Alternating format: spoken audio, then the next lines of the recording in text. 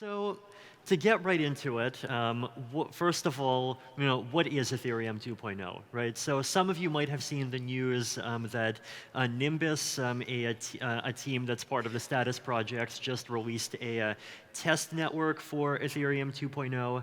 So what exactly is this, right? So the Ethereum project was started at the beginning of 2014. It launched in 2015, and since then, it's had some changes. And so there was the Homestead hard fork. There was the Spurious Dragon upgrade, the Byzantium and Constantinople upgrades, and there is going to be the Istanbul upgrade soon enough. But Ethereum 2.0 is something that's much more substantial than many of these, right? So since the Ethereum project began, there's always been this expectation that making blockchain consensus work in a way that's more efficient than proof of work and making blockchains more scalable than they are right now is kind of part of what people expected as being Ethereum, right? So proof of stake and sharding have been a part of the roadmap that we've been talking about since 2014. It's something that we've been actively researching for several years. We've gone through many protocols, many iterations, and these proof of stake and sharding are still part of the roadmap today, right? But the difference is that, unlike in 2014, now proof of stake and sharding are well on the path to actually arriving. So for those who are not familiar, proof of stake is this alternative approach to proof of work for securing a blockchain, where instead of the blockchain being secured by this large set of computers that are constantly running these very expensive computations 24/7, instead of this, you use coins inside of the system as a basis for the system's security. So people who have coins inside of the network can participate as validators in the network. And by doing so, you can have the chain come to consensus in a way that's much more energy efficient, cheaper, and I would argue more secure in multiple ways than proof of work. And sharding is this upgrade which massively increases the scalability of a blockchain by moving away from the current approach, where every computer in the network has to process every single transaction, to an approach that says that each validator, each participant in the consensus, only needs to verify a small portion of all of the transactions. And so by doing so, the scalability of the entire network can be much higher than the scalability of any one computer in the system. So architecture, right? So the architecture of Ethereum 2.0 looks roughly as follows. At the center of the Ethereum 2.0 system, there is what we call the beacon chain. And the purpose of the beacon chain is essentially to manage the consensus. So the beacon chain stores information about the active proof of stake validators in the system, what messages they have sent. It acts as this kind of central chain that the shard chains, which actually hold data, plug into, and it is the kind of thing that the consensus itself revolves around. The beacon chain has a connection to the existing Ethereum 1.0 chain. So it is a new chain, but this is not a separate ecosystem. This is an extension to the existing Ethereum chain and ecosystem. And the bridge basically allows you to take Ether and potentially other assets that you have inside of the existing Ethereum 1.0 network and move them through the beacon chain into the shards and into the Ethereum 2.0 network. So if you have Ether on the Ethereum 1.0 chain, and you have 32 ETH, then you can send the 32 ETH into a contract. And this when you send the ETH into the special contract, it generates a Merkle proof. It generates a chain of cryptographic hashes that you can then include into the beacon chain to prove that you did this. And by sending the 32 ETH into a contract, what you are doing is you're registering as one of the proof of stake validators, one of the participants in the beacon chain's consensus. So the beacon chain itself keeps track of this validator pool, this set of users that have put their own Ether in and have agreed to help kind of uphold the security of the system, and the consensus of the network runs between these validators. So this is just a brief technical overview as to how the beacon chain works. So time on the beacon chain is split into these 6-minute epochs. During each 6-minute epoch, there's 64 slots. During each slot, there is a block on the beacon chain. And each block gets kind of signed first by a single block proposer, and then it gets attested to, it gets kind of approved by this very large set of validators, basically 1/64 of the entire validator set. And this process basically just continues kind of over and over again. And the goal of this is basically to be able to rapidly propose and rapidly agree on new blocks that are being added to the beacon chain, right? So what are attestations? So here talk about this idea that every single block gets attested to by 1/64 of the entire validator set. What do these attestations do? So first of all, they contribute to the fork choice. So what this means is that every single one of these attestations, which could be anywhere from 100 to tens of thousands that get added to every block, can contribute to kind of solidifying that block's position in the Ethereum chain. It can contribute to making that block's position more secure so that once a block gets published, within maybe even about 3 seconds, there could be a very large number of signatures backing that block and kind of firmly entrenching that block's position in the chain. Now, if that's not enough, there's also this other algorithm that runs in the background called Casper FFG. And the purpose of Casper FFG is to give a kind of finality to blocks. So after this period of 6 minutes, a block that gets included in the chain gets finalized, at which point the consensus algorithm makes this final agreement on it, and it cannot get reverted. Right? So these two functions contribute to rapid consensus. And this is a large improvement on the existing proof of work chain, right? In the existing proof of work chain, you have a block coming in on average every 15 seconds. And if you want to have security, you might need to wait for maybe 5, maybe 10 confirmations. So really, you need to wait maybe up to 2 to 3 minutes to get some security and much longer to get much more security. Here, you get a fairly high level of security almost immediately within less than 6 seconds. Now, the second thing that each one of these attestations does is it also is a signature, a kind of message of approval of a block on some particular shard, right? So basically, the way that this works is that during each one of these epochs, every validator is randomly assigned to one shard, and there's 1,024 of these shards in total, and there are transactions and a CAM happening on each one of these shards, and you as a validator get assigned to a random one of these shards, and it is your job for that period of 6 minutes, validate the data on that shard, and if that data is correct, you would sign a message attesting to what the current block on the shard chain is. So attestations both support the beacon chain consensus, and they also support and secure the consensus on the shard chains, and they also serve to link the beacon chain and the shard chains together. So consensus runs on these two big algorithms. One of them is this LMD ghost fork choice rule, which is an adaptation of this ghost algorithm that was invented by Jonathan Sampolinsky in 2013 to a proof of stake context.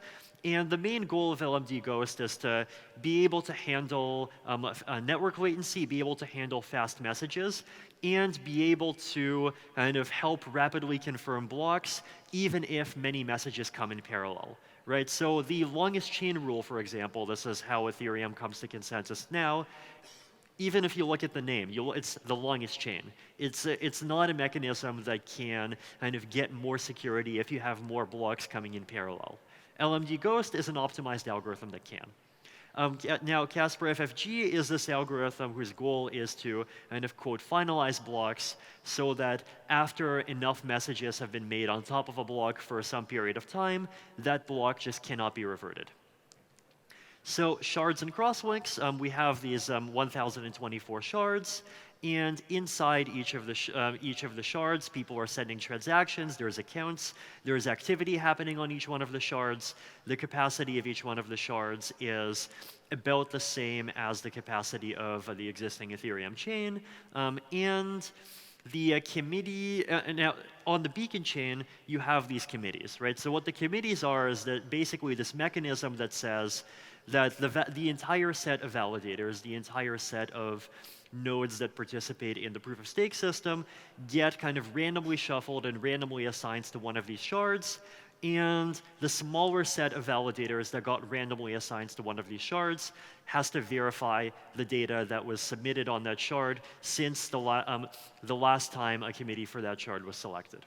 So what this kind of random sampling mechanism does is it allows you to get the full security, or something close to the full security, of the whole set of validators, but only use a very small portion of the set of validators to actually check each individual block, right? So the idea is that unless some attacker has a very large portion of the entire set of validators, when one of these random committees gets chosen, the chance that the attacker will be able to have, say, more than half of the validators in that committee is extremely tiny, right? So it's kind of security by random sampling.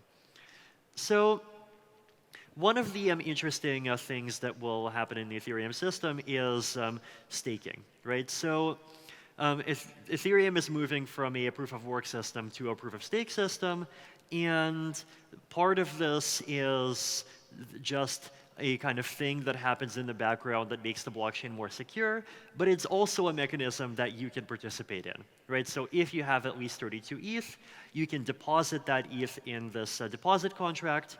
After you deposit it, you can wait a few hours, and after that, you are kind of, quote, logged in as an active validator, right? So when you're an active validator, basically, you're running a piece of software on your computer, and this piece of software is just connected to the network. That software has some cryptographic key inside of it, and you're using this cryptographic key to sign messages, basically saying which blocks in the blockchain you think are going to be correct.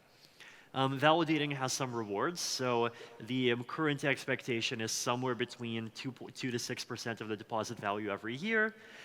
If you go offline, then the rewards for going offline are lower, but it's not too punitive, right? So even if you're offline 10% of the time, you still get somewhere about 3/4 of the rewards you would have gotten if you were online the whole time. Now, this is not passive interest, right? You actually have to keep a node online. You actually have to keep verifying transactions. If your node does something wrong, you can get penalized. And the cost of running a node, the verification costs, are kind of proportional to the size of the amount of ETH that you're putting in, right? So if you put in 32 ETH, then you only need to verify currently about 25 kilobytes per second of chain data. But if you put in 320 ETH, then you have to verify 250 kilobytes per second of chain data. So this is kind of very different from what the properties that a lot of other protocols have, right? In the Ethereum 2.0 protocol, like we've been trying very hard to achieve certain kinds of properties that are difficult for other kinds of protocols to achieve, right? So, like first of all, like this proof of stake and sharding system, it's basically allows a blockchain to process a very high number of transactions without requiring any individual node to process many transactions themselves. And furthermore, it creates this kind of egalitarian staking mechanism where a validator with a small amount of ETH does not have kind of high fixed costs, and a validator that's staking a lot of ETH has to deal with higher costs of verifying transactions. So, there's considerable kind of technical complexity involved in making all of this work, right? And a lot of the time people ask us, well, why do we need to do this this particular approach to proof of stake and sharding? Why couldn't we instead, just make a simpler proof of stake blockchain where you just require that every single validator in the network has a very powerful computer, has to process a really large number of transactions, and where the number of these nodes is much smaller. And the answer here is basically decentralization, right? So especially in any proof of work or proof of stake or this kind of network where the consensus is controlled by this kind of economic mechanism, there's always this constant risk that the network is going to become centralized, that it's going to become just kind of concentrated by one or two pools, mining pools, staking pools, exchanges, large actors that then just end up kind of grabbing control of the system. And here, our goal in many ways is to try to push really hard against that, right? We're basically saying, no, you do not need to have a professional, personal mining and staking farm in order to participate in securing the network. If you have only 32 ETH, then you can just do it at home. If you have anywhere up to a few hundred ETH, you might even be able to do it on your laptop. Now, if you have more, then you'll need a specialized computer. If you have many more, you'll need a very powerful server rack, right? But the goal here is that it should be possible to participate in the network kind of at all scales. And the network should be able to survive even if these kind of highly professional centralized parts of the network just do not end up existing. So technologies that make this possible, this includes some advances in cryptography, including BLS aggregate signatures, a technology called proof of custody, optimizations on Merkle proofs, our work on Casper, the consensus algorithm. A long time spent just trying to make the protocol maximally simple, scalable, and secure, and with this goal of preserving the decentralization of the base layer, right? So, phases. So this kind of the rollout of Ethereum 2.0 is expected to come in multiple phases, and basically you can look at it this way, right? So right now we're here, but really we're here, right? So really there's been a huge amount of work done kind of already, and what's left is essentially deployment, right? So phase 0 is basically going to bring proof of stake. So this basically means that you can deposit your ETH, you can start staking, and the chain itself doesn't really have much functionality. And this is a deliberate decision, right? The goal here is basically that the chain can launch and people can try out using the chain, and the chain itself can kind of start running and operating. And it's still it's still a very early stage, right? The goal is to basically give time for the network and for the staking mechanism itself to kind of stabilize and prove itself. Phase 1, data sharding. So this basically means that the shard chains start working, except all they're doing is verifying data. They're not verifying transactions, they're not running smart contracts, they're not verifying validity of transactions. All they're doing is they're just verifying that data has actually been published. And this already is actually usable for some very interesting protocols. I had a presentation at the Sol Ethereum meetup yesterday where I talked about something called ZK Rollup, and basically even just phase 1 by itself can be used to really scale blockchain applications. Phase 2, state and execution, accounts, smart contracts, and full functionality, and phases 3 and beyond, basically further technical upgrades. Right, so if you want to participate, the simplest place to learn is there's some updates that have been done by these Ethereum 2.0 client implementations. There is the specification that's kind of led by some Ethereum Foundation researchers. There's a site called ETHHub, which has a lot of independent community information. And I mean, the main ways to participate here is basically like Ethereum 2.0 smart contract development, and kind of experimenting with staking on test nets is something that's people coming very soon, and it is something that I hope that people are going to find interesting, right? So the next thing I wanted to talk about is like what kinds of why is all of this useful, right? Like what kinds of things are we trying to accomplish with all of this? So a big part of the answer comes in what Andreas talked about yesterday in the morning when he talked about this idea that at some point blockchain technology, just in terms of its usability, is going to reach parity with traditional systems. And when that happens, then suddenly a lot of things, like instead of the question being, well, why should this be on a blockchain? In some cases, the question will be, well, why not put this on the blockchain? Definitely not in every case, but in more cases than today. Right? So if we look at the way blockchains work today, the scalability is limited to about 15 transactions per second. Block times are on average about 14 seconds. Sometimes they go above 1 minute. Privacy is, in many cases, almost non-existent. So on this kind of platform, like there's not that many applications that can really effectively survive. And even if transaction fees are fairly low today, there's a lot of applications that just aren't being developed because they know that if they are the application that succeeds, then they themselves will be the ones that pushes transaction fees up to infinity until like basically their application stops being useful because their fees are too high. The goal of these improvements is to just basically on every front try to cut down the difference, cut down this delta of usability between blockchains as they exist now and centralized systems, right? So scaling, and the goal here is to improve scalability, to increase the number of transactions that can happen on the network, and to increase it to a level that seems like it's something that you can start working with to kind of power parts of the global economy, right? 15 transactions a second is not it. Here, we're talking about potentially tens of thousands of transactions per second, and arguably that's still not enough, but it's it's a major stepping stone, and it's something that can be combined with other technology and other improvements later on, hopefully to actually allow us to get there.